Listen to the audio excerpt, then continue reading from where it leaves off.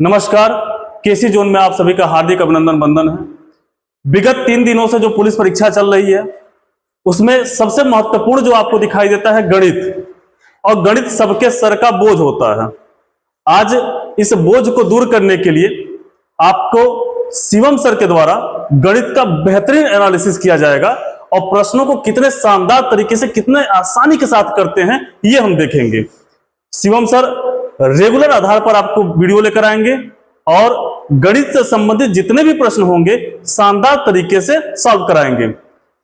अभी जब सर आएंगे आपको लगातार क्लासेस चलती रहेंगी, क्लासेस मिलती रहेंगी। कृपया निवेदन है आपसे कि ज्यादा से ज्यादा हमारे इस छोटे से चैनल को, इस छोटे से काकंद परिवार को बड़ा बनाएं, लाइक करें, कमेंट करें और ज्यादा से ज्यादा सब्सक्राइबर्स गेन कराएं। धन्यवाद।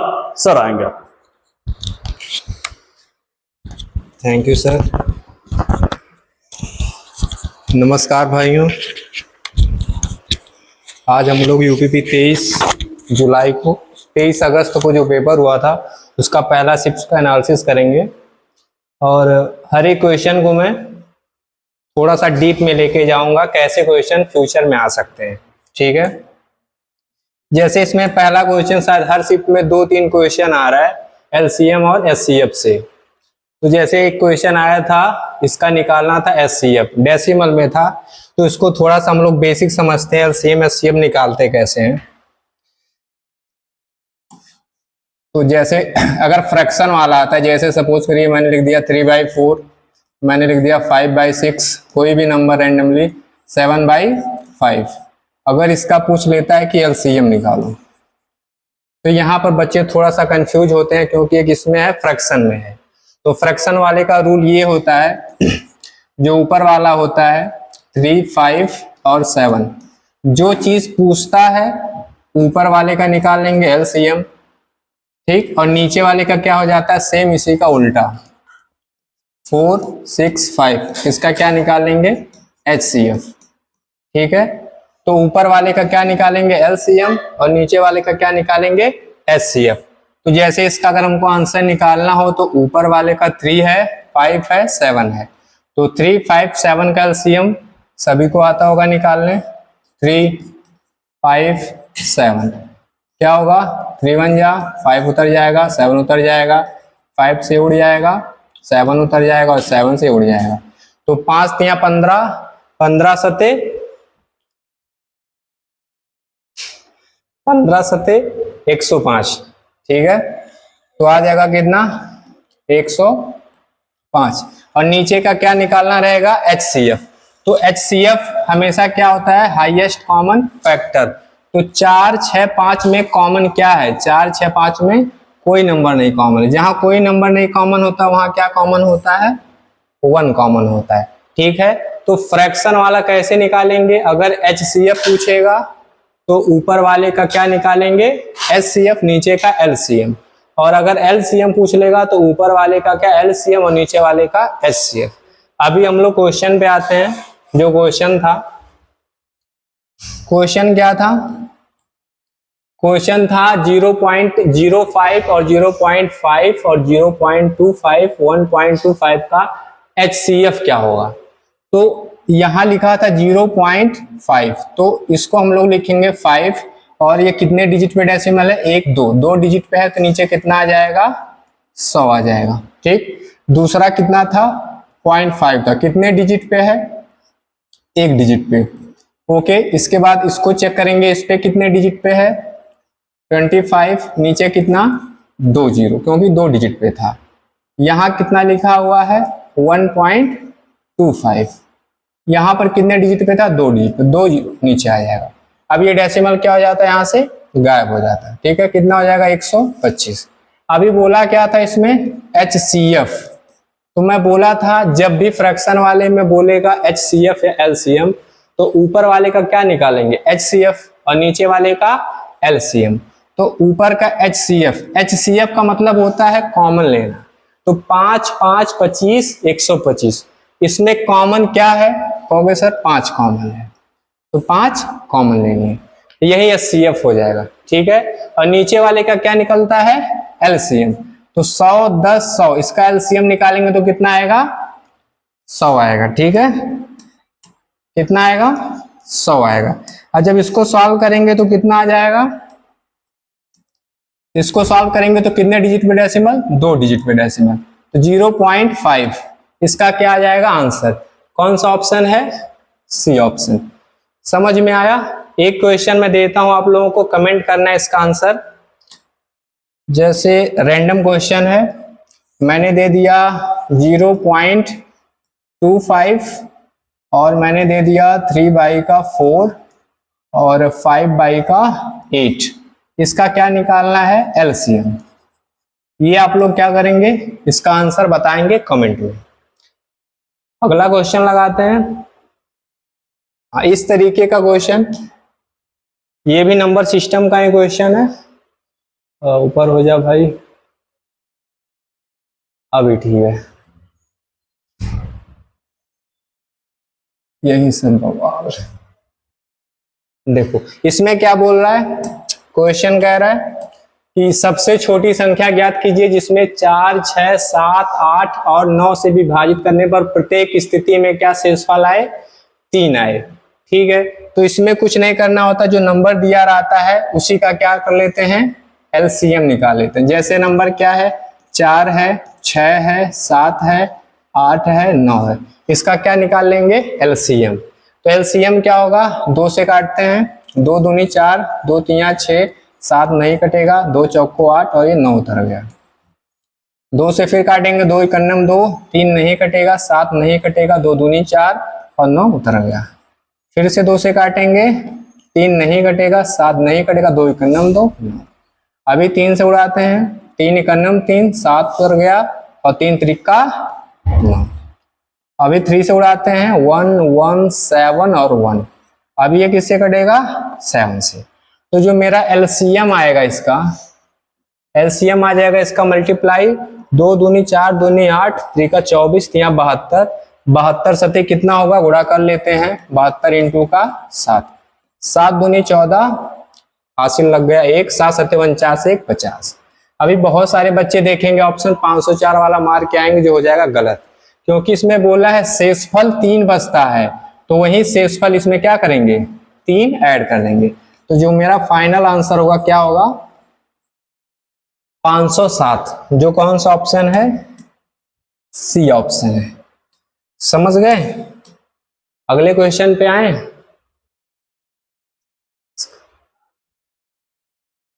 वर्मा जी,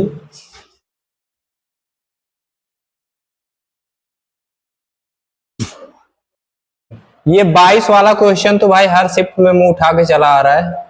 ये बहुत ही वाहियात क्वेश्चन है, एक ही लाइन में होता है, समझते हैं इसको। कह रहा है कि यदि 30 टेबलों का लागत मूल्य 40 टेबलों के विक्रय मूल्य के बराबर है तो हानि प्रतिशत ज्ञात कीजिए। कभी कभी हानि होगा, कभी कभी क्या होगा? लाभ होगा। ठीक, तो सीपी लागत मूल्य को क्या बोलते हैं? सीपी। तो 30 कितने टेबल है भैया? 30 टेबल हैं, तो 30 सीपी बराबर क्या हो जाएगा?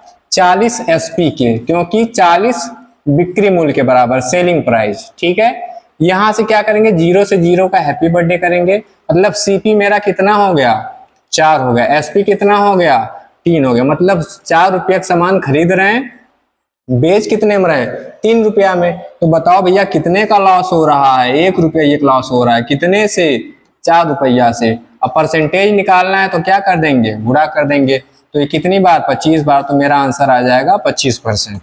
ठीक है, ये है आम जिंदगी। आ गया भाई 25%? कहाँ है? ये है। और इसको सबसे फास्ट बिना पेन उठाए कैसे करेंगे? देखो, बोला है कि 30 टेबल का लागत मूल्य 40 टेबल के विक्रय मूल्य के बराबर। तो 0 से 0 का तो हैप्पी बर्थडे मन में ही कर लेंगे। यहां बोला है 3 सीपी, तो 3 के साथ सीपी है, तो जो जिसके साथ होता वो उसका होता नहीं है। तो क्या हो जाएगा? सीपी मेरा हो जाएगा 4 और एसपी हो जाएगा मेरा 3। डायरेक्ट यहाँ उल्टा कर लेते हैं। तो भाई 4 से 3 में हो जा रहा है, मतलब क्या हो रहा है? 1 का घाटा हो रहा है। 4 से 1 का घाटा मतलब 25%। आंसर आ गया। ठीक है, अब अगले क्वेश्चन पे आते हैं, जो थोड़ा सा दमदार क्वेश्चन है। समझते हैं अगला क्वेश्चन। अगला क्वेश्चन क्या बोल रहा है? एक फल विक्रेता संतरे संतरे में 10 रुपए में 4 की दर से उतने ही अधिक संतरे 10 में 5 की दर से खरीदता है और वह पूरे संतरे को 20 रुपया में 9 की दर से बेचता है, तो उसका हानि होगा या लाभ होगा। ठीक है, ये क्वेश्चन कुछ अच्छा था, कुछ हद तक। बोला है कि 10 रुपए में, ठीक है, 4 संतरे खरीद रहा है, 10 रुपए में 4 की दर से, मतलब यहां से अगर देखा जाए एक का दाम कितना हो जाएगा 10/4, मतलब कितना हो जाएगा भाई 2.5। एक का कितना हो गया 2.5, ये एक का हुआ। और दूसरा क्या बोला है 10 रुपए में 5 के हिसाब से, तो यहां से कितना आ जाएगा दूसरे का 2 आ जाएगा। मतलब 2 संतरे जो हैं, 2 क्वांटिटी का दाम मेरा, 2 क्वांटिटी का दाम मेरा कितना हो गया था, 2 क्वांटिटी का दाम कितना भैया 2.5 रुपया 2 रुपया 4.5 रुपया, 4.5 रुपया 2 क्वांटिटी का निकला। इसके बाद अब पूरे लेन देन में उसने क्या किया 20 9 के हिसाब से बेच दिया। मतलब देखो खरीदा कितने रुपया था 4.5 में, और बेच कितने में रहा है, एक संतरा 20 के 9 के हिसाब से बेच रहा है। ठीक है, तो यहाँ तो भाई क्या हुआ था 2 संतरे का दाम था, यहाँ भी 2 संतरे निकालना, तो क्या कर देंगे 2 से गुणा कर देंगे। अभी 2 संतरा हो गया, अभी डेसिमल से डेसिमल यहाँ से रिमूव होगा, यहाँ पहुंच जाएगा 0। 5 से काटेंगे 5 9 45, 5 चौको 20, 9 9 81, और यहाँ कितना हो गया 40 दूना 80। तो भाई यहाँ क्या हो रहा है, उसको हानि हो रहा है। कितने का हानि हो रहा है, 1 का हानि हो रहा है। कितने से 81 से, तो गुणे का 100। तो भाई इसको सॉल्व करेंगे, हानि वाला कौन सा ऑप्शन है, एक तो हानि वाला ये ऑप्शन है, एक हानि वाला ये तो होगा नहीं, ये ऑप्शन तो होगा नहीं, ये ऑप्शन होगा नहीं भाई, पकड़ लो भाई, ये वाला होगा नहीं और ये वाला होगा नहीं। तो हानि होगा तो नीचे डिनोमिनेटर में क्या आना चाहिए 81 आना चाहिए, तो 81 इसमें तो है नहीं, तो कहानी खत्म। इसका ऑप्शन सी हो जाएगा। चाहे करके चेक कर लेंगे, यहाँ पर कितना आएगा 81 91 81 और 19/81, इतने का क्या हो जाएगा लॉस हो जाएगा। ठीक है, अगला क्वेश्चन करते हैं। क्वेश्चन बहुत आसान आया था, बस थोड़ा सा मैच्योरिटी दिखाना था। अगला है क्या भाई, ये मिक्सचर एलिगेशन का क्वेश्चन है, चावल को किस अनुपात में मिलाया जाए। हर शिफ्ट में आ रहा है मिक्सचर एलिगेशन का क्वेश्चन, मिश्रण से हर शिफ्ट में। क्वेश्चन समझते हैं क्या है। कह रहा है कि 2 प्रकार के चावल हैं, 2 प्रकार के चावल हैं। एक चावल 11 रुपया प्रति किलोग्राम के हिसाब से है और दूसरा 21 रुपया किलो प्रति ग्राम से है, और 17 रुपया प्रति की दर से इसको मिश्रण करके बेचा जा रहा है। तो किस अनुपात में चावल को मिलाना चाहिए। तो बहुत आसान होता है, इसमें जो सबसे छोटी क्वांटिटी होती है उसको इधर लिख लेंगे, मतलब 11 रुपया का एक चावल खरीदा और इसके बाद 21 रुपया का एक चावल खरीदा। ठीक है भैया, एक 11 रुपया खरीदा, एक 21 का खरीदा, और दोनों मिक्स करके कितने में बेचा 17 रुपये में बेचा। तो बीच में लिख लेते हैं 17 को। अब यहाँ से डिफरेंस लेते हैं, डिफरेंस, तो 21 और 17 का डिफरेंस कितना आएगा, 21 17 का डिफरेंस 4 आएगा। ये कहाँ से प्रकट हो गया, हाँ 21 और इसका 4 आ जाएगा, और यहाँ पर लेंगे इसका डिफरेंस कितना आएगा 6 आ जाएगा। ठीक है, अंतर करेंगे, इसको काटेंगे, 2 दूनी 4 और 2 3 6। तो किस अनुपात में मिलाया गया भाई 2:3 में। ठीक है, 2:3 में, तो ये आंसर हो जाएगा। ओके, अगला क्वेश्चन लगाते हैं। अगला क्वेश्चन और ही आसान है, सिंपल इंटरेस्ट का क्वेश्चन है। इसमें कह रहा है कि 12.5% की दर से एक धनराशि कितने समय में दोगुनी हो जाएगी। तो भैया देखो 12.5% का दर चल रहा है, तो हम लोग जानते हैं फार्मूला मेरा क्या होता है, एसआई बराबर सिंपल इंटरेस्ट बराबर पार्टी करेंगे 100 रुपए से, PRT/100। पी क्या होता है सभी को पता है, ये मूलधन होता है, ये रेट होता है, ये टाइम होता है, ये साधारण ब्याज होता है। तो कोई राशि दोगुनी हो जाती है, मतलब सपोज करिए कोई राशि 1 रुपया थी और हो गई 2 रुपया, तो कै रुपया ब्याज मिल रहा है, कहोगे सर जी 1 रुपया ब्याज मिल रहा है। जब 1 रुपया ब्याज यहाँ मिल रहा है मतलब एसआई 1 रुपया, और रुपया कितना था 21 रुपया था, 1 रुपया था, और रेट कितना था 12.5%, और लिख लो 12.5%, और टाइम वही तो निकालना है, बाई का फार्मूला 100 होता है। ठीक, अब ये डेसिमल यहाँ से हटेगा तो 1 0 यहाँ आएगा, 25 25 125, 25 चौको 100, 5 51 5 5 8 40, 8 का गुणा इधर हो जाएगा तो t बराबर कितना आ जाएगा 8। तो इसका आंसर क्या हो जाएगा 8 वर्ष।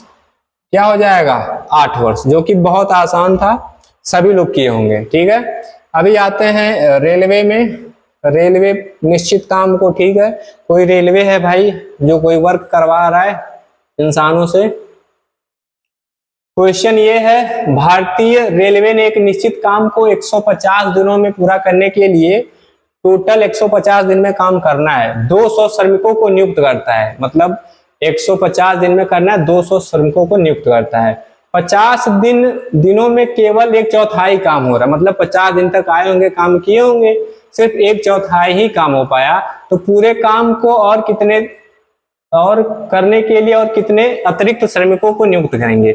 ये एक ही लाइन का क्वेश्चन होता है, इसमें थोड़ा सा एक समझना है, MDH मसाला वाला फार्मूला, MDH और नीचे क्या होता है वर्क।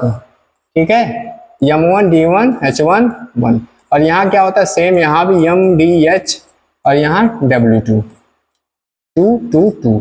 तो M फॉर क्या होता है मैन, आदमी जितने हैं, D फॉर डे होता है, H फॉर टाइम होता है, R और W फॉर वर्क होता है।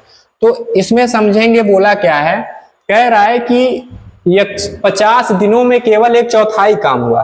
तो ध्यान से देखेंगे इंसान कितने थे 200, तो D 200 आदमी आए, ठीक है, और 50 दिनों तक काम किए। 200 आदमी आए, 50 दिनों तक काम किए, और इसका तो काम इसमें है नहीं। काम कितना हुआ, सिर्फ 1/4 काम हुआ। काम कितना हो गया, 4 में से 1/4 काम हुआ। इसके बाद क्या हुआ, बाकी काम बचा हुआ 3/4 काम। अब 3/4 काम क्या होगा, 200 आदमी तो आएंगे ही आएंगे, लेकिन उसके साथ साथ X आदमी और आएंगे, क्योंकि बोला है अतिरिक्त आदमी ले आना है। X आदमी और आ गए, और टाइम कितना यही समझना, 50 दिन तक तो खर्च कर चुके हैं, टोटल 150 दिन में काम करना था, 50 दिन तो खत्म हो चुका है, बचा कितना दिन 100 दिन। और बटे का कितना काम बचा है, 1/4 खत्म हुआ तो 3/4 बचा है। ठीक, 4 से 4 का बलि चढ़ गया, और 2 0 से 2 0 का इधर बलि चढ़ गया, और इधर कितना हो जाएगा 50 दूनी 100, और फिर इस 3 का गुणा हो जाएगा 3, और यहाँ कितना हो जाएगा 200 प्लस का x, यहाँ हो गया 300, और 300 में से 200 इधर लपक के आएगा, कितना हो जाएगा 100। तो x इक्वल कितना 100, मतलब 100 और एक्स्ट्रा आदमी को लगाना पड़ेगा, तो काम क्या हो जाएगा, खत्म हो जाएगा। ठीक है, 100 आदमी। अभी आते हैं, समझ में आया, अगले क्वेश्चन पे आते हैं। MDH मसाला वाला क्वेश्चन खत्म। अगला क्वेश्चन है, ये भी उसी तरीके का वर्क एंड टाइम का ही क्वेश्चन है। इसमें पुरुष और महिलाएं आती हैं, एफिशिएंसी निकाल के सॉल्व करते हैं। तो समझते हैं इस क्वेश्चन में क्या है, कह रहा है कि 12 पुरुष और 18 महिलाएं एक काम को 10 दिनों में कर सकते हैं। ठीक, और 9 पुरुष और 18 महिलाएं उसी काम को 12 दिन में कर सकती हैं। तो 2 पुरुष और 3 महिलाएं एक साथ उसी काम को कितने दिन में पूरा कर लेंगी। ठीक है, तो आसान क्वेश्चन है, बस थोड़ा सा इसमें कैलकुलेशन होता है। जैसे मैं पुरुष को P मान लूंगा और महिला को M मान लूंगा। ठीक, तो कह रहा है कि 12 पुरुष हैं, कितने पुरुष हैं 12 पुरुष हैं, और साथ में 18 महिलाएं हैं, 18 महिलाएं हैं, कितने दिन में काम कर रही हैं 10 दिन में कर रही हैं। दूसरा स्टेप क्या बोला है, 9 पुरुष और 18 महिलाएं हैं। ठीक, 9 पुरुष और 18 महिलाएं हैं, 18 महिलाएं, और ये कितने दिन में कर रही हैं, ये कितने दिन में कर रही हैं 12 दिन में कर रही हैं, 12 दिन में कर रही हैं। ठीक है, यही वर्क होता है एक्चुअली। और फिर अगला स्टेप क्या बोला है, तो 2 पुरुष और 3 महिलाएं उसी काम को कितने दिन में कर लेंगी। तो मतलब 2 पुरुष और 3 महिलाएं, 3 महिलाएं मान लेते हैं कितने दिन में कर लेती हैं, D दिन में कर लेती हैं। अब यहाँ एक चीज देखना, शॉर्टकट थोड़ा सा, 2 से काटेंगे 2 पचे 10, मैं इन्हीं दोनों को लेके चल रहा हूँ, 2 पचे 10, 2 छका 12। अब 12 पचे कितना होगा 60 होगा, मतलब इधर कितनी महिलाएं पुरुष होंगे 60 पुरुष होंगे, और यहाँ कितना होगा 6 9 54। तो यहाँ 60 पुरुष हैं, यहाँ 6 9 54 पुरुष है। तो 60 में से अगर 54 घटेगा, क्योंकि इधर आएगा, तो 60 में से 54 घटेगा, कितना आएगा 6 पुरुष आएंगे। ठीक, अब पुरुष इधर हैं तो महिलाएं पक्का उधर होंगी। अब यहाँ क्या होगा, 18 पचे 90, मतलब 90 महिलाएं इधर थी और 18 छक्का 108, तो 108 महिलाओं में से जब 90 महिलाएं घटेंगी तो कितनी महिलाएं बचेंगी, 18 महिलाएं बचेंगी। ठीक है, अब ये कटेगा 6 का नम 6, 6 त्रिका 18, तो यहाँ से पुरुष की इफिशियंसी कितना हो गई 3 और महिलाओं की इफिशियंसी कितना होगी 1 हो गई। तो अगर हम टोटल वर्क निकालते हैं तो इसी वाले में रख देंगे, टोटल वर्क आ जाएगा। पुरुष का एफिशिएंसी 3 था तो 12 तिया 36, 12 तिया 36। महिला का कितना था 1 था तो प्लस का 18 और यहाँ इंटू में कितना था 10 था। ये तो टोटल मेरा एफिशिएंसी वर्क निकल गया। अब इधर क्या है, यही निकालना था कि 2 पुरुष और 3 महिलाएं कितने दिन में कर लेंगी। तो 2 पुरुष का कितना था 3 था तो 2 तिया 6 और इसके बाद महिला का कितना था 1, तो 3 का नम 3, इंटू का क्या था डी था। बस यही निकालना था। ये इधर चला आएगा, ये कहाँ जाएगा 6 प्लस का 3, ये नीचे आ जाएगा और ये हो जाएगा मेरा कितना 54 इंटू का 10 और ये 9 इसके नीचे पहुंच जाएगा। यहाँ कितना था डी था, तो 6 9 छक्का 54 तो 60, डी का वैल्यू कितना आ जाएगा 60, मतलब 60 दिन में ये लोग भी काम क्या कर देंगे, निपटा देंगे, खत्म कर देंगे। ठीक है, हो गया। अगला क्वेश्चन पे आते हैं। अगला क्वेश्चन ट्रेन से है, ट्रेन की यात्रा करेंगे इस क्वेश्चन में। 2 रेलगाड़ियां हैं, दोनों रेलगाड़ियां क्या कर रही हैं भाई, स्पीड दिया हुआ है। 2 रेलगाड़ियां क्रमशः 59 किलोमीटर प्रति घंटा और 32 किलोमीटर प्रति घंटा के समान चाल से समान दिशाओं में चलती है। अच्छा, डायरेक्शन सेम है, जब दिशाएं सेम होती हैं तो क्या होता है, स्पीड घट जाता है। और तेजी से चलने वाली रेलगाड़ी धीमी से चलने वाली रेलगाड़ी में बैठे व्यक्ति को क्रॉस कर रहा है और 16 सेकंड में। तो तेजी चलने वाली रेलगाड़ी का लंबाई ज्ञात करना है। देखो थोड़ा सा दिमाग लगाएंगे, हो जाएगा, आसान क्वेश्चन है। हम लोग जानते हैं स्पीड बराबर क्या होता है, distance upon time, SEDT. Speed equal होता है डिस्टेंस अपॉन टाइम। अब एक चीज यहाँ ये देखना है कि जब भी रेलगाड़ी सेम डायरेक्शन में जाता है, तो स्पीड क्या होता है, घट जाएगा। और लेकिन अगर रेलगाड़ी एक इधर जा रही है, एक रेलगाड़ी इधर है, तो स्पीड क्या हो जाता है, जुड़ जाता है। ठीक, तो यहाँ कह रहा है कि समान दिशा में जा रहा है, तो स्पीड तो भाई घट जाएगा जब समान दिशा में जा रहा है। तो यहाँ कितना था, एक तो 59 था, एक कितना था 32 था, तो 59 माइनस का 32 घट गया। और डिस्टेंस कितना होगा, अब एक चीज देखना, अगर दोनों रेलगाड़ियां होती तो दोनों का डिस्टेंस जोड़ लेते। मान लेते हैं तेज चलने वाली रेलगाड़ी का एक्स है और दूसरा वाला रेलगाड़ी को नहीं क्रॉस कर रहा है, रेलगाड़ी में जो बैठा हुआ व्यक्ति है, तो व्यक्ति को क्रॉस करेगा, तो व्यक्ति का डिस्टेंस हमेशा क्या होता है, 0 होता है। कोई व्यक्ति हो या कोई खंभा हो या कोई पोल हो, उसको अगर ट्रेन क्रॉस करता है तो उसका डिस्टेंस हम लोग 0 कंसीडर करते हैं। और टाइम कितना ले रहा था भैया, टाइम 16 सेकंड ले रहा था। अब देखो ये तो हम लोग एक्स डिस्टेंस मीटर में माने हैं, ये सेकंड में चल रहा है, तो मीटर पर सेकंड तो यहाँ पर है, लेकिन ये तो किलोमीटर प्रति घंटा था, तो इसको भी बदल लेंगे मीटर पर सेकंड में, क्योंकि आंसर हमको मीटर में ले आना है। तो यहाँ से घटाएंगे कितना जाएगा 7, ये घटाएंगे कितना जाएगा 2, ये किलोमीटर प्रति आवर था, तो इसको हम लोग छोटे में बदलेंगे, 5/18 से क्या कर देंगे, गुणा कर देंगे, बन जाएगा क्या, मीटर प्रति सेकंड। यहाँ कितना था, x बटे का 16 था, 9 दूनी 18 और 9 त्रिक 27, और फिर कटेगा ये कुछ 2 से काटेंगे, 2 अट्ठे 16। अब यहाँ गुणा हो जाएगा, यहाँ कितना था 15 था और इसमें 8 का गुणा हो जाएगा, और यहाँ x था, तो 15 अट्ठे 120। तो मतलब जो तेज चलने वाली रेलगाड़ी थी वो कितना था डिस्टेंस, मतलब उसका लेंथ कितना था, 120 मीटर था। ठीक है, अभी 29 भी सेम ट्रेन पे ही क्वेश्चन है, 29 वाला भी उड़ाते हैं। 29 कह रहा है कि एक 67 मीटर लंबी ट्रेन है जो 10 सेकंड में 33 मीटर लंबी सुरंग को पार करती है। वाह। और इसके बाद ट्रेन जो है 65 मीटर लंबे प्लेटफॉर्म पर, फिर देखो प्लेटफॉर्म को नहीं क्रॉस कर रहा है, प्लेटफॉर्म पे खड़े व्यक्ति को क्रॉस कर रहा है। अगर प्लेटफॉर्म को क्रॉस करता तो प्लेटफॉर्म का डिस्टेंस ऐड होता, लेकिन प्लेटफॉर्म पे खड़े व्यक्ति को क्रॉस करेगा तो उसका व्यक्ति का डिस्टेंस 0 होता है। तो पहले केस पे आते हैं। पहला केस कह रहा है कि 67 मीटर लंबे ट्रेन 10 सेकंड में 33 मीटर पुल को क्रॉस करती है।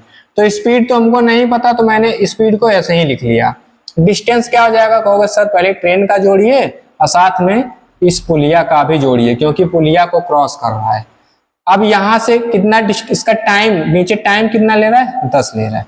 तो यहाँ से हम सॉल्व करेंगे तो कितना आ जाएगा, मेरा 100 हो गया और नीचे कितना था, 10 था। मतलब 10 मीटर प्रति सेकंड, ये क्या आया, 10 मीटर प्रति सेकंड हमारा स्पीड आ गया किसका, ट्रेन का। अब क्या हो रहा है सेकंड केस में देखेंगे। सेकंड केस में बोल रहा है कि ट्रेन द्वारा 65 मीटर लंबे प्लेटफॉर्म पर खड़े व्यक्ति को, अब देखो स्पीड बराबर फिर फार्मूला क्या होता है, डिस्टेंस अपॉन टाइम। अभी ट्रेन का स्पीड हमको पता चल चुका है कितना है, 10 मीटर पर सेकंड। अब डिस्टेंस में क्या होगा, कहोगे सर ट्रेन का डिस्टेंस पहले ऐड करिए, तो मैंने ऐड कर दिया। और फिर ये 65 मत जोड़ना, क्योंकि यहाँ प्लेटफॉर्म को नहीं क्रॉस कर रहा है, प्लेटफॉर्म पे खड़े व्यक्ति को पार कर रहा है। तो व्यक्ति का डिस्टेंस हमेशा हम लोग क्या कंसीडर करते हैं, 0। और टाइम कितना ले रहा है वही तो निकालना है, तो टाइम की जगह पर हम लोग ले लेते हैं t। तो भाई t का गुणा इधर आ जाएगा तो कितना हो जाएगा, t हो जाएगा। यहाँ 67 था और ये 10 इसके नीचे पहुंच जाएगा, मतलब कितना आ जाएगा, 6.7 सेकेंड। ठीक है, 6.7 सेकेंड में पुलिया पर खड़े व्यक्ति को ट्रेन क्रॉस कर जाएगा। ओके, अगले क्वेश्चन पे आते हैं। अच्छा ये तो हो गया था, ये हो गया था, हाँ फिर से मिल गया रेलगाड़ी। ये तो हो गया था रेलगाड़ी वाला, हाँ ठीक है, ये आया वाला आते हैं। ये क्वेश्चन, ये थोड़ा सा अच्छा क्वेश्चन था, इस पे थोड़ा सा स्क्रीनशॉट में गड़बड़ हुआ है, देखते हैं अभी।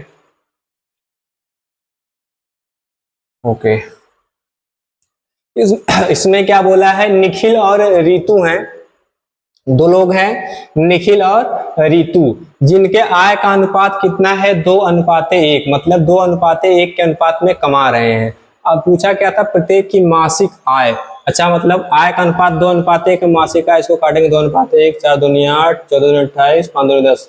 ठीक है, 4 दूनी 8 सही है, रेशियो सही चल रहा है। अब फिर क्या बोला है, 5 और 3 के अनुपात में खर्च करते हैं, तो 4 और 1 के अनुपात में, ये भाई क्या था, इंग्लिश पढ़ लेते हैं यहाँ पर। तो he saved 4.1 monthly income of his total monthly saving both Nikhil and Ritu together, इतना। ठीक है, मतलब 4 और 1 के अनुपात में वो लोग क्या कर रहे हैं, बचत कर रहे हैं। ठीक है, यहाँ बचत था, बचत कर रहे हैं, तो मंथली इनकम उनका क्या है वही निकालना है। लेकिन कह रहा है कि जो बचत है उसका जो योग है 10,000 है। अभी यहाँ लिख के देंगे क्वेश्चन, तब समझ में आएगा क्या बोल रहा है। क्वेश्चन बोल रहा है कि रितु हैं और निखिल हैं। एक तो भैया निखिल हैं,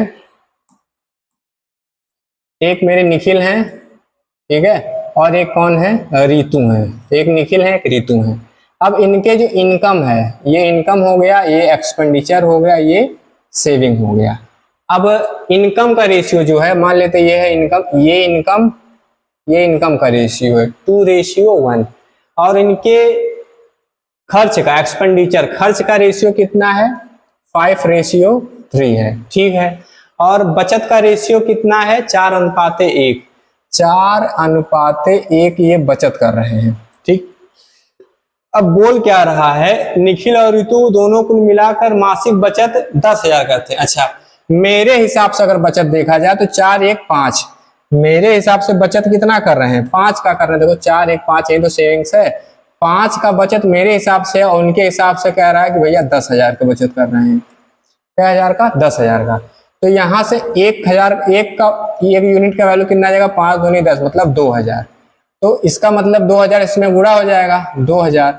तो 8,000 रुपया कौन बचा रहा है, 8,000 रुपया हमारे बचा रहे हैं निखिल, और 1 दुआएं 2, और 2,000 रुपया हमारे बचा रहे हैं कौन, हमारे रितु। ठीक है, तो दोनों लोग ये 8,000 बचा रहे हैं, 2,000 बचा रहे हैं। अच्छा, इसमें ऑप्शन में देखना कह रहा है इनकम 2,000, 1,000, 2,000, 1,000 कैसे होगा, जब 8,000 यही बचा रहा है, 2,000 यही बचा रहा है, तो कमाने ज्यादा तो बचा ले रहा है।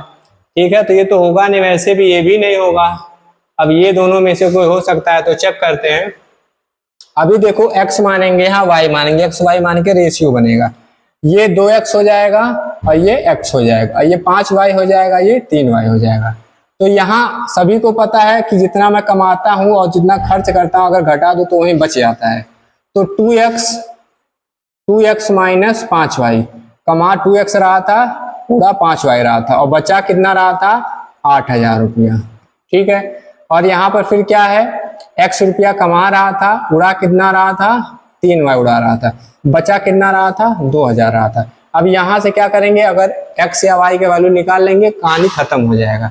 तो यहाँ पर ध्यान से देखेंगे, यहाँ 5y था, यहाँ कितना था 3y था, तो इसमें गुणा कर लेते हैं 3 से, इसमें गुणा कर लेते हैं 5 से। तो अगर यहाँ पर 3 से गुणा करेंगे तो ये कितना हो जाएगा 15 हो जाएगा, यहाँ 3 से गुणा करेंगे तो ये कितना हो जाएगा 3 दूनी 6x हो जाएगा, और यहाँ 3 से करेंगे तो 3 अठे 24,000 हो जाएगा, और यहाँ 2 से करेंगे 5 से करेंगे तो 5x, यहाँ 5x हो जाएगा, और यहाँ 15y हो जाएगा, यहाँ 5 दूनी 10,000 हो जाएगा। तो सभी को पता है क्या करेंगे, घटाएंगे, क्योंकि यहाँ दोनों सेम सेम था, घटाएंगे, यहाँ माइनस हो जाएगा, यहाँ प्लस हो जाएगा, यहाँ माइनस हो जाएगा। तो 6x में से 5x गया, x बच गया, और ये तो हैप्पी बर्थडे हो गया। और यहाँ 24,000 था, ठीक है, 24,000 में से ये 1000 निकलेगा, कितना 10,000 निकलेगा तो कितना बचेगा 14,000 रुपया। मतलब 14,000 रुपया क्या हो जाएगा, x का वैल्यू आ जाएगा। अगर 14,000 x का वैल्यू है तो यहाँ ध्यान से अगर देखेंगे हम लोग, 14,000 रुपया जो है, ठीक है, रीतू जो है 14,000 रुपया कमा रही थी, तो रीतू मतलब दूसरे नंबर वाली 14,000, देखो एक ही ऑप्शन में है, 14,000 एक ही ऑप्शन में है, 14,000 रुपये, बाकी निकाल भी सकते हैं। ये कितना हो जाएगा 14 दूनी 28, 28,000 हमारा ये कमा रहा था, निखिल कमा रहा था, तो 28 और 14,000 आ गया। कर लो स्क्रीनशॉट, बढ़िया क्वेश्चन था। अभी अगले पे पहुंचते हैं, एक परीक्षा में अधिकतम और न्यूनतम वाला। ये क्वेश्चन क्या बोल रहा है, एक परीक्षा में एक छात्र जो अधिकतम अंक का 20% प्राप्त करता है और वह 5 अंकों से अनुत्तीर्ण हो जाता है, मतलब फेल हो जाता है, तथा एक अन्य और छात्र है जो 30% पाता है लेकिन 20 नंबर एक्स्ट्रा पा जाता है जितना उसको पाना चाहिए था, उत्तीर्ण से 20%, 20 नंबर एक्स्ट्रा पा गया। तो उत्तीर्ण होने के लिए प्रतिशत निकालना है, बहुत आसान है, थोड़ा सा समझते हैं। यहाँ पासिंग मार्क की अगर बात मैं करूं, पासिंग मार्क की पासिंग होने के लिए कितना चाहिए, तो पहला बंदा 20% पा रहा है, ध्यान से देखेंगे, कह रहा है कि पहला बंदा 20% पा रहा है लेकिन फेल हो जा रहा है, कितने से फेल हो रहा है 5 अंक से, तो इसको 5 नंबर दे रहे हैं भैया, प्लस कर दिया, अब ये पास हो गया ना एग्जाम, जितना चाहिए था उतना पा गया। और दूसरा क्या है, दूसरा बंदा 30% पा रहा है, दूसरा बंदा 30% पा रहा है, अब 30% पा रहा है लेकिन जितना चाहिए था उससे 20 नंबर अधिक पा गया, तो उसी 20 नंबर को घटा देते हैं, अब ये भी बराबर हो गया, अब ये भी पास हो गया, ये भी पास हो गया, दोनों बराबर नंबर पा गए। तो सभी को पता है ये परसेंटेज वाला इधर आएगा, 30 में से 20 जाएगा 10%, और ये इधर आएगा तो 5 पहले था, इधर आएगा प्लस हो जाएगा तो 25 हो जाएगा।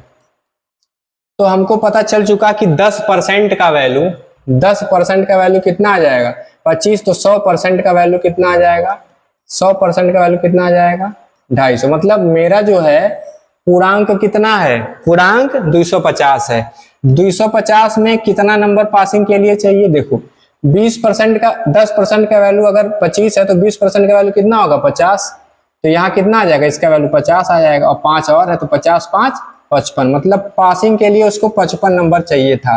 55 कटेगा ना, 11 का मल्टीपल एक ऑप्शन में यही मार देंगे, या फिर चेक कर लेते हैं, ये गुणा हो जाएगा 100 से, परसेंटेज निकालेंगे तो 5 से काटेंगे, 5 से 2, 50 से 2 बार, 50 से 5 बार, और ये कटेगा 11 बार, 11 दूना 22, मतलब 22%, ठीक है, 22% इसको चाहिए पासिंग मार्क के लिए।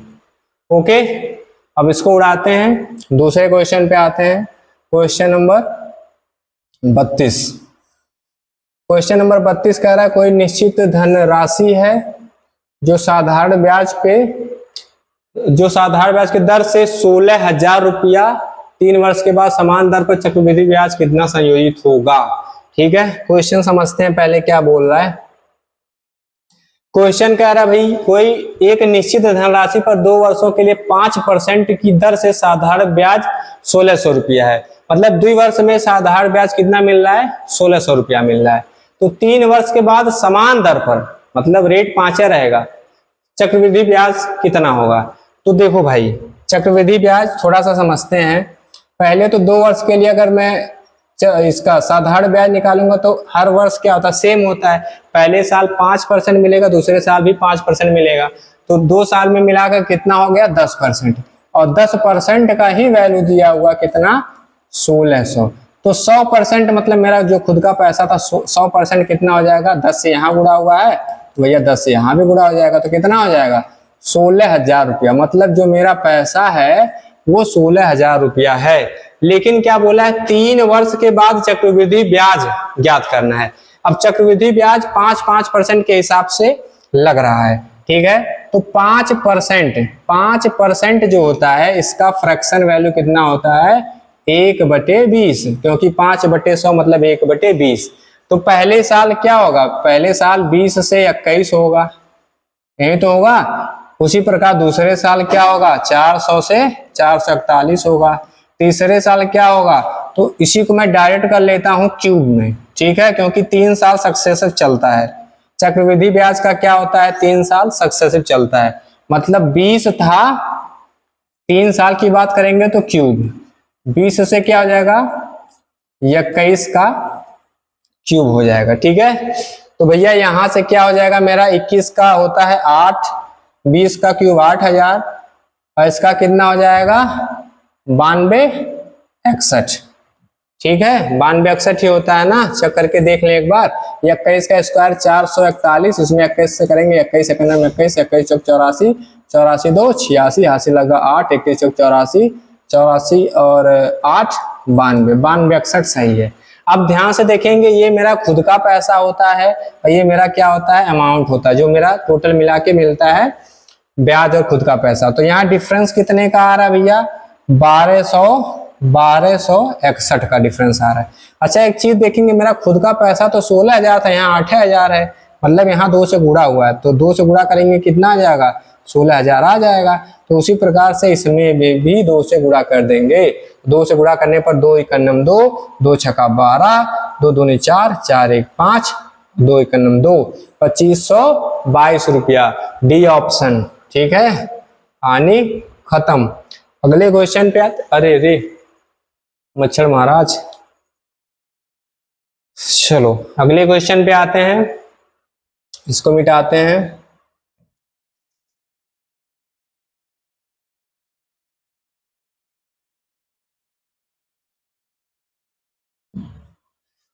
अगला क्वेश्चन है क्या है भाई, ये तो एक लाइन का क्वेश्चन है, साधारण ब्याज का क्वेश्चन है। कह रहा है 12 फरवरी 2022 से लेकर 11 फरवरी 2023 तक, मतलब एग्जैक्टली 1 साल लिया हुआ है, ठीक है, जिसमें 15% प्रतिवर्ष की दर से साधारण ब्याज। तो बहुत आसान है भाई, साधारण ब्याज हर साल सिंपल चलता है, ठीक है। तो क्या होता है एसआई बराबर क्या होता है P into R into T by का 100। तो क्या पूछा है साधारण ब्याज ही तो पूछा है, तो साधारण ब्याज निकालते हैं, कितना होगा पहले से ही टिक लग गया है क्या। साधारण ब्याज क्या होगा, एसआई निकालना है, प्रिंसिपल कितना था 73,000, और रेट कितना है 15%। अब टाइम ध्यान से देखना, यहां से लेकर यहां तक टाइम क्या दिखा रहा है 1 ही साल तो है, तो टाइम कितना हो जाएगा 1 हो जाएगा, ठीक है।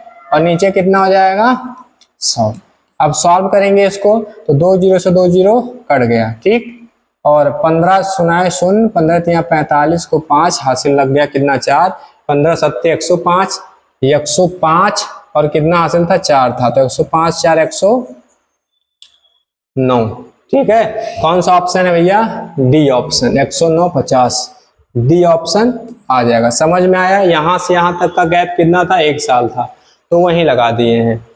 दूसरा क्वेश्चन क्या, ये तो और आसान है। अगला क्वेश्चन क्या बोला है 475 रुपए अंकित और 15% छूट पर जूते की जोड़ी पे कितने % का छूट है, मतलब छूट परसेंटेज निकालना है, कितना छूट है। तो 475 रुपया था, 475 रुपया, इस पे कितने का छूट मिल रहा है 15 का, तो इसी का बटे का 15 बटे का 100 यही कैलकुलेट कर देना है, ठीक है। तो उड़ाते हैं, 25 से ही उड़ा देते हैं, 25 चौको 100, 25 एकम 25, 17 बच गया, 25 छक्का 150, 25 सत्ते 7 बार जाएगा, तो अब यहाँ 4 बच गया, डेसिमल में आएगा, हाँ 17 पचे 85, 8 हो गया, 17 का नाम 17 8, 17 8 हो जाएगा कितना 25। अब इसको भाग करेंगे 4 छका 24। ठीक है, क्या कुछ मैं गड़बड़ कर रहा है क्या? कुछ गड़बड़ कर रहा है, एक सेकंड।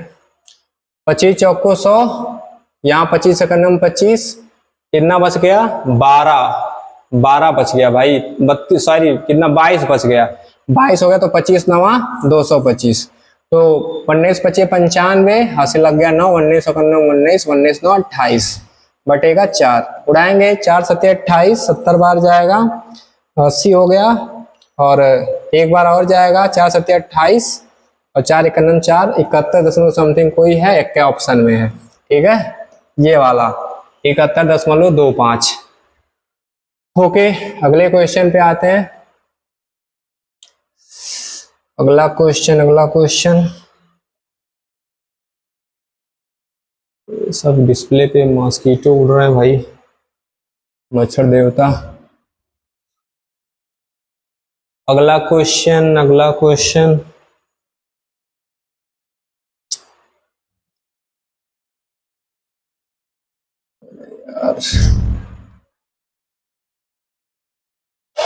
यार आजा भाई।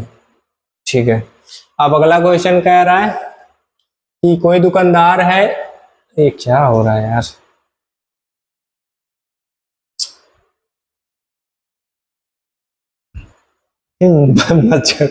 मच्छर यार।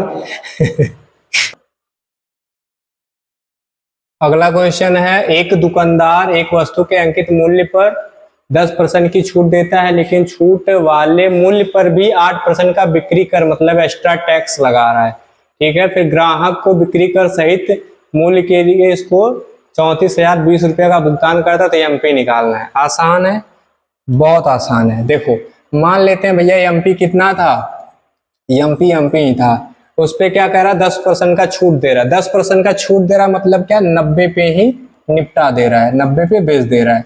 इसके बाद फिर क्या बोला है, 8% का एक्स्ट्रा टैक्स लगा रहा है। तो 8% का एक्स्ट्रा टैक्स तो मतलब 108% यहाँ एक्स्ट्रा लगा रहा है, और इसी को ही कर दिया है 3402 के बराबर। अब यहाँ से हमको एमपी का वैल्यू चाहिए था, तो यहाँ से मैं क्या किया, इस जीरो से इस जीरो को निपटा दिया, और 9 91 9 से कटेगा, 9 त्रिका 27, कितना बच गया भैया 7 बच गया, 70 हो गया, 9 सते 63, 6 बच गया, 7 बच गया, 9 8 72, अभी भी कट रहा है, 9 3 10 अभी 18 9 से कट रहा है, 9 91 9 9 दूनी 18, और ये 9 चौक 36, एक बच गया, 9 दूनी 18, अभी भी कटेगा ये, 3 चौक को 12, 3 से काटेंगे तो 14 बार। अब 7 का मल्टीपल चेक कर लेते हैं, वैसे एक ही ऑप्शन में है क्योंकि यहाँ पर 14 था, तो ये वाला हो जाएगा, लेकिन सॉल्व कर लेते हैं। 4 से काटेंगे भैया कितनी बार, 25 बार। तो यहाँ एमपी बराबर क्या हो जाएगा, कहोगे सर वहाँ 14 था और यहाँ से 25 का गुणा हो जाएगा और यहाँ से 100 का गुणा हो जाएगा। तो देखो इसमें 7 का मल्टीपल इसमें कहीं है नहीं, 7 से कटेगा नहीं, एक ही होगा। लेकिन सॉल्व कर लो तसल्ली के लिए, तो 2 जीरो चिपकाएंगे, 25 चौक को 100, हासिल लग गया 10, 25 सेकंड 25, 25 और 10 35, तो डी ऑप्शन हो गया, मुक्ति मिल गया। अगले क्वेश्चन पे आते हैं, इसके शॉर्ट ले लो। अगला क्वेश्चन क्या बोल रहा है, एवरेज का क्वेश्चन है। अगला क्वेश्चन है एक्स है भैया, एक्स। ठीक है, अगला क्वेश्चन एक्स, मच्छर महाराज। अगला क्वेश्चन ये बोल रहा है कि x और 1/x का औसत अगर यम है, ठीक है, x और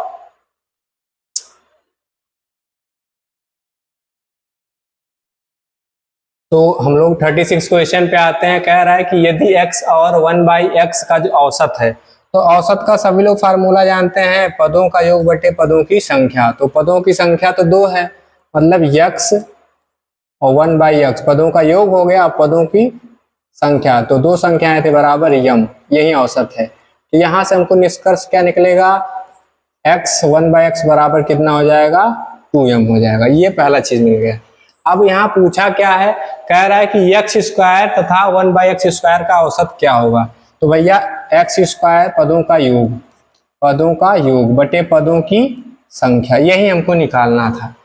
तो यहां से क्या हो जाएगा, अगर हमको इससे ये निकालना है तो भैया क्या करेंगे, इसका स्क्वायर कर देंगे। तो इसका स्क्वायर करेंगे तो a square plus b square, भाई इसका square a square plus b square plus 2ab, 2 into a into b, यहाँ क्या हो जाएगा 4m का स्क्वायर। तो अभी यहां से x कट गया तो x square plus 1/x square बराबर 4m स्क्वायर, और ये 2 उधर जाएगा तो -2 हो जाएगा। अब हमको निकालना क्या था, x square plus 1/x square by का 2, तो यहाँ भी क्या करेंगे, यहाँ भी लगा देंगे, यहाँ लगा देंगे, क्या मच्छर बना।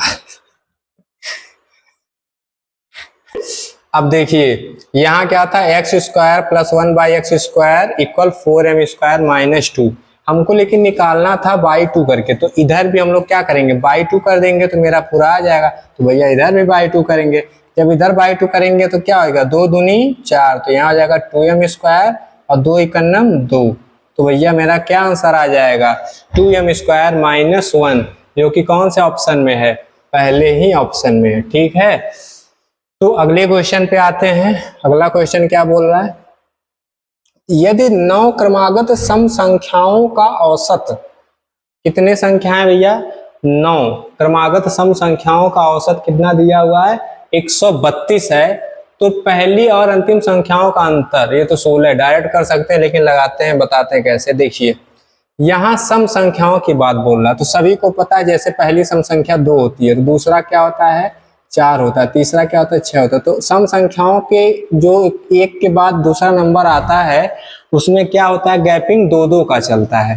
तो मान लेते हैं पहली सम संख्या कितना है, x है, तो दूसरा कितना होगा भैया, x प्लस 2 होगा, तीसरा क्या होगा, x प्लस 4, x प्लस 6। एकदम बेसिक से बता रहे हैं, इसके बाद भी नहीं समझ मिलेगा तो फिर कहानी खत्म है। टोटल कितने संख्याएं हैं, 9 है। तो मेरा हुआ कितना भैया, 1 हो गया, 2 हो गया, 3 हो गया, 4 हो गया, 5 हो गया, 6 हो गया, एक ये हो गया भैया कितना 7, और ये कितना हो गया भैया 8। ठीक है, यहीं पर लिख लेते हैं, x प्लस 12, x प्लस 14 और x प्लस 16। देखो 1 2 3 4 5 6 7 8 9 हो गया।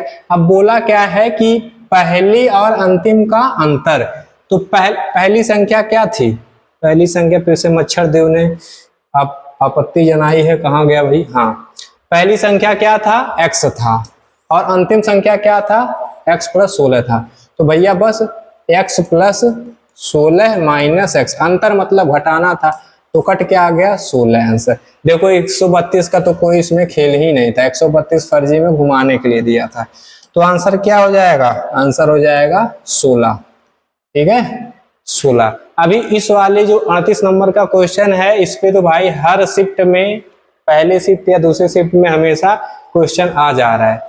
इसको समझते हैं, ये बहुत आसान होता है लेकिन थोड़ा सा ट्रिकी होता है, बस समझने की देरी है, अगर समझ गए तो 2 नंबर ले लिए। अब इसमें बोला क्या है, कह रहा है कि चावल के प्रति किलोग्राम में 25% की वृद्धि कर दिया गया।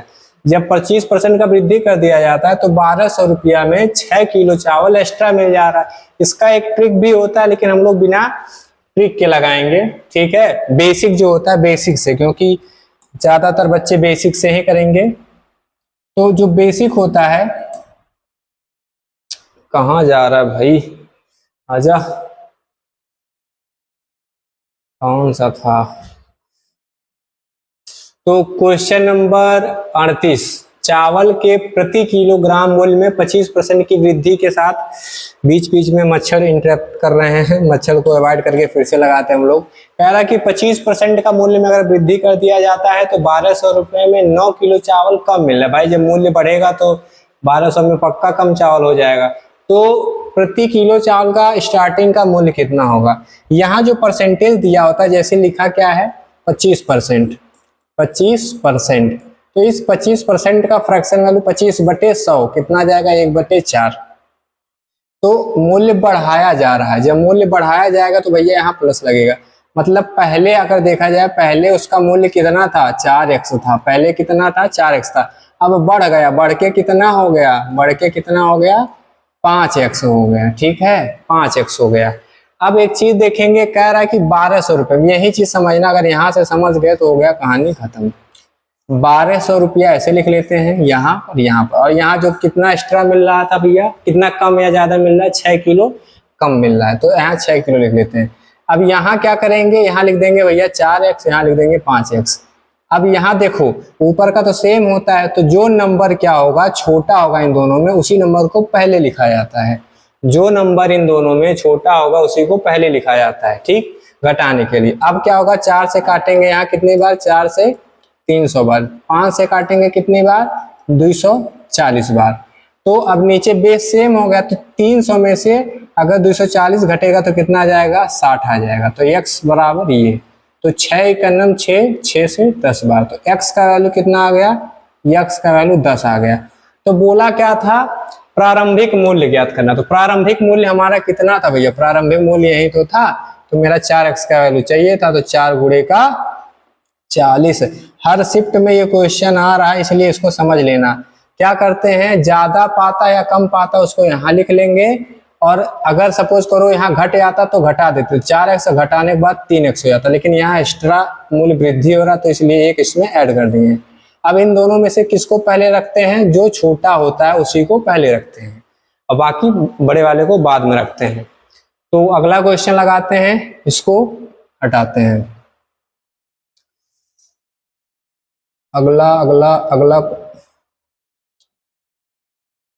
अगला क्वेश्चन कौन सा भैया, अगला क्वेश्चन खत्म हो गया, मच्छर दो।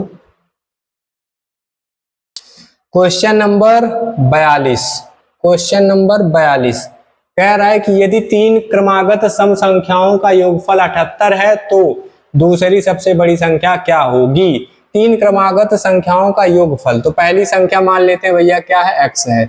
दूसरी संख्या क्या मान लेते हैं भैया, x+1। देखो पहली संख्या, दूसरी संख्या, तीसरी संख्या क्या आ जाएगा, x+2। क्रमागत है तो एक एक बढ़ता है, इनका योगफल कितना है, 78 है। तो x 3x और 2 1 3 प्लस का 3 बराबर कितना, 78। तो यहाँ से 3x इक्वल कितना हो जाएगा भैया, 78, और ये 3 इधर जाएगा तो -3, तो घट के कितना आ गया, 75। किसका वैल्यू, 3x का वैल्यू। 3 से काटेंगे 25 बार, x का वैल्यू कितना आ गया, 25। अगर x का वैल्यू 25 आ गया तो पूछा क्या था, तो दूसरी सबसे बड़ी संख्या, तो दूसरी सबसे बड़ी संख्या क्या था, x+1 था, तो 25 + 1 कितना आ जाएगा, 26। तो इसका आंसर क्या आ जाएगा, 26। तो 26। पहले शिफ्ट की परीक्षा में जो गणित से संबंधित जितने भी प्रश्न थे उन सभी प्रश्नों का यह सॉल्यूशन रहा। बेहतरीन तरीके से जो साधारण मेथड होता है उसके माध्यम से सर ने आपको समझाया है। जितने भी क्वेश्चन थे पहले शिफ्ट के सभी करा दिए गए हैं। आप हमारे YouTube चैनल को ज्यादा से ज्यादा सब्सक्राइब करें, लाइक करें, और यदि कोई प्रश्न आपको समझ में नहीं आता है तो कमेंट बॉक्स के माध्यम से हमसे जुड़े। साथ ही साथ आप अगला जो वीडियो आएगा जिसमें second shift, third shift, fourth और फिफ्थ, इस प्रकार से जितने भी शिफ्ट के पेपर हुए हैं सभी पेपरों में जो गणित से संबंधित जितने भी प्रश्न होंगे उनको सॉल्यूशन के साथ आपके सामने लाया जाएगा। धन्यवाद, जय हिंद।